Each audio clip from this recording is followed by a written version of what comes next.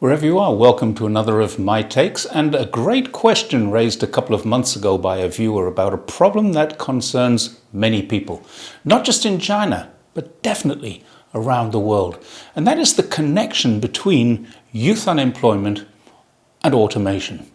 Now let's look at what Jack Schultz 2024 asked me in the West. Working people regard automation and the advent of AI and robotics as a fundamental threat to their jobs and their livelihoods. Robotics and automation are already well advanced in China. There is, at the same time, a problem with youth unemployment. What solutions are being contemplated to resolve this problem in China? What a great question.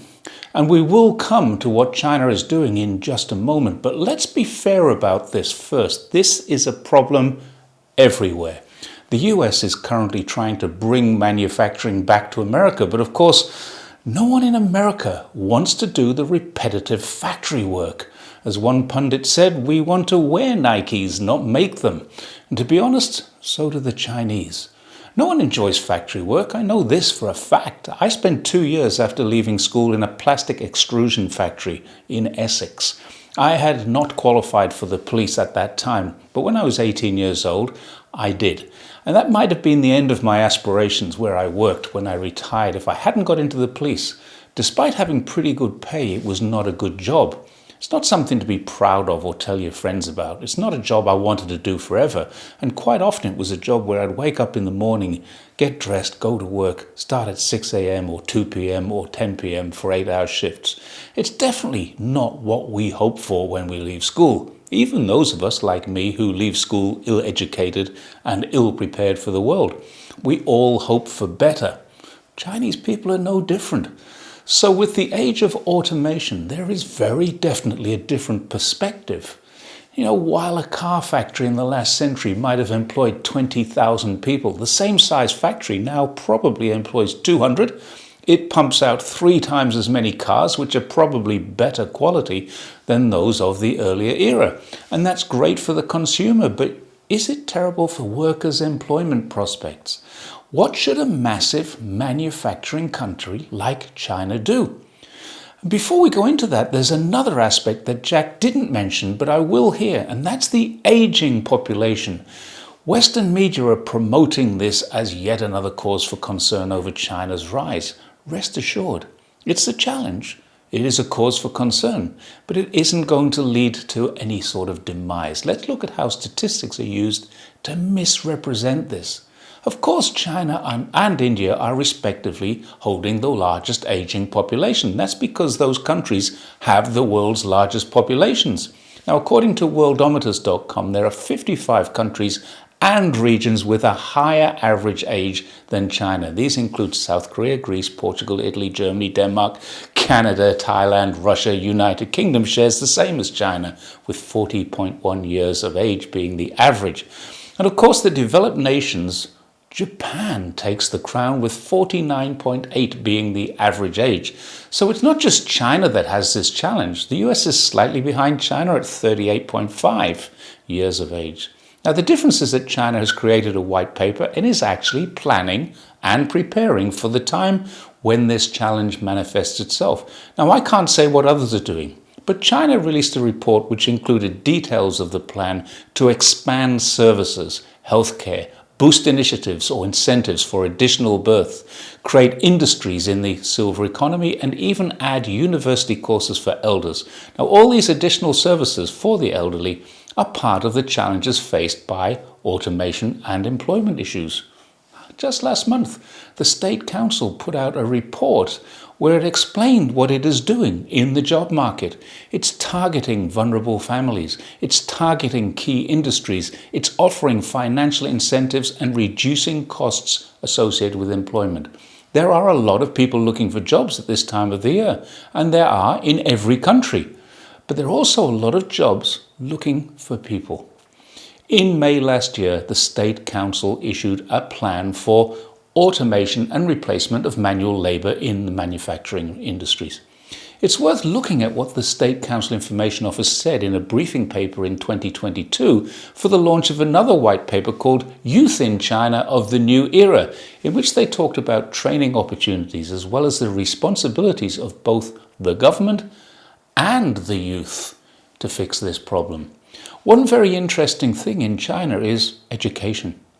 It is affordable and it is encouraged. There are, at this moment in time, approximately 49 million students enrolled in universities.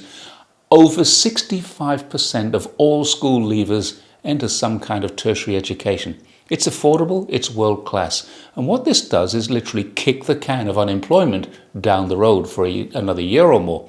But the reality is, at some stage, these students will leave their studies and enter the job market. Some of them will stay in universities teaching and training the next cohort. Some will enter these new industries created by the initiatives in elder care, and others will find work in science, technology, engineering and mathematics, or STEM subjects.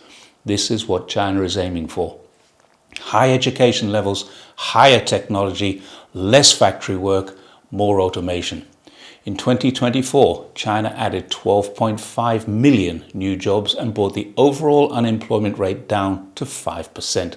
This is on a par with most developed nations, but it's still higher than China would like it to be. However, the good news is that many of the new jobs are created for young people. And youth unemployment, which again is on a par with most other countries, fell 3 straight months in a row up to June this year. However, as always, in June, it rises due to graduations. And the reason it hasn't reduced further is not China's fault. What about the international unstable conditions, not caused by anything China is doing, but by what the world's largest economy, the USA, is doing? Now, one thing I'm certain of is that China is approaching this from a systemic point of view. They assess the problem, they find solutions that can be implemented over the long term, and I'm 100% certain there will be criticism from the West, but at the same time, I'm equally 100% certain that China's people will benefit from whatever systems or policies are adopted and implemented. If we are to believe a Wall Street Journal report, one of the reasons China does so well in the fields of automation and robotics, in manufacturing anyway, was lax labor laws and no unions. Now, neither of these are true. One of my subscribers, Balkan Leopard, pointed this out. Unions appeared in the West in response to exploitation of workers during Western capitalist industrialization. Now, given the underlying socialist premise of modern China, he wondered if it needed unions. Well, the truth is, China not only has unions, but those unions work with the government and the employers and the employees for the betterment of overall production. They work together cooperatively rather than working confrontationally. The bosses are, generally speaking, trained in Marxism. The entire country supports working people, and exploitative bosses are generally either weeded out or eventually prosecuted. What people in the West don't realize is that a huge proportion of the National People's Congress are workers. They're selected and elected by their colleagues to not only represent their working interests, but the interests of their communities too. It isn't simply a case of workers having rights. It's actually the workers creating the laws that provide those rights to the people. That's why it's called the People's National Congress, and why it makes law for the People's Republic of China. Balkan Leopard asked me, how are workers' grievances addressed? And this is a great question. Every factory where there are members of the CPC employed there must have a party secretary. Every industry is represented at the National People's Congress, and not always members of the CPC. In fact, most of them are not. Salaries are set at regional levels by government to meet the needs of the regions. So, for example, a salary in one of the municipalities, Beijing, Chongqing, Tianjin, and Shanghai, would necessarily be higher than a salary in my city of Zhongshan.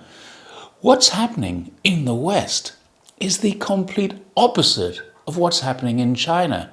Here, there are ever increasingly stronger protections for employees. Pensions and insurances are increasing, working hours are decreasing, working conditions almost everywhere I've been and seen are better than the factory I worked at when I was 16 years old. Job security with insurances for unemployment, housing allowances, subsidized housing and food are almost all available. On-job training is par for the course. The stories of sweatshops and 996 working conditions are usually nothing more than that, stories. Every country has a future problem with automation. Most countries in the developed world have challenges with youth unemployment and with an aging population. But there's one country that's still growing, still investing, still improving working rights and workers' conditions at the same time as still planning for the changes which are inevitable. And that country is, of course, China. Thanks once again for watching my take on China, and I will see you next time. Bye for now.